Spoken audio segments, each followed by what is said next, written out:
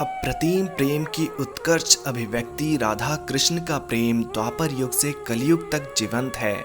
आध्यात्मिक प्रेम जिसे कहा जाता है, जहाँ संबंध का कोई नाम नहीं, सिर्फ प्रेम और लगाव का संबंध हृदय की गहराइयों से हो, मित्रता से होता हुआ अद्भुत प्रेम, स्त्री और पुरुष के प्रेम के इतर आत्मा से परमात्मा का प्रेम है।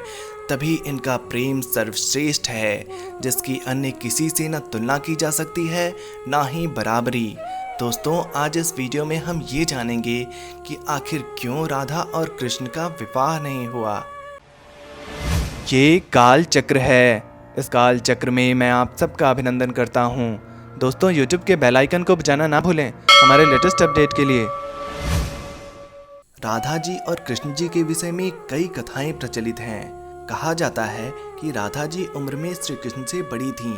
जब वे लोग बालपन में मिले थे तभी उन्हें प्रेम की अनुभूति हो गई थी और उसके बाद वे दोनों कभी एक दूसरे से नहीं मिले।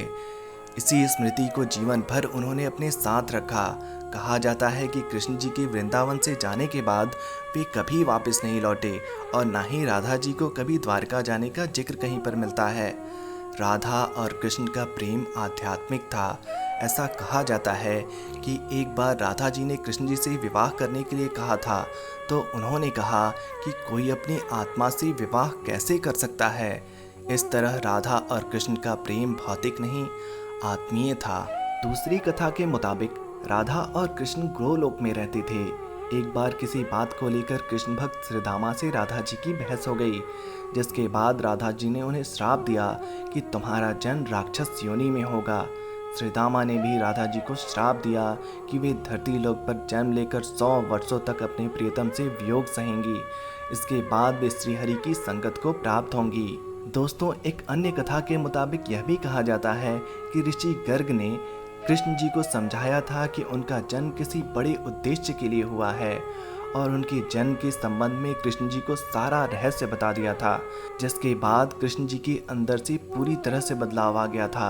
उन्होंने अपने माता पिता को बंधन से मुक्त करवाया और कंस का वध किया।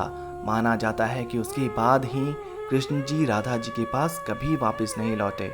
दोस्तों, राधा जी और कृष्ण जी से जुड़ी ये जानकारी आपको कैसी लगी, हमें कमेंट बॉक्स में ज़रूर बताएं।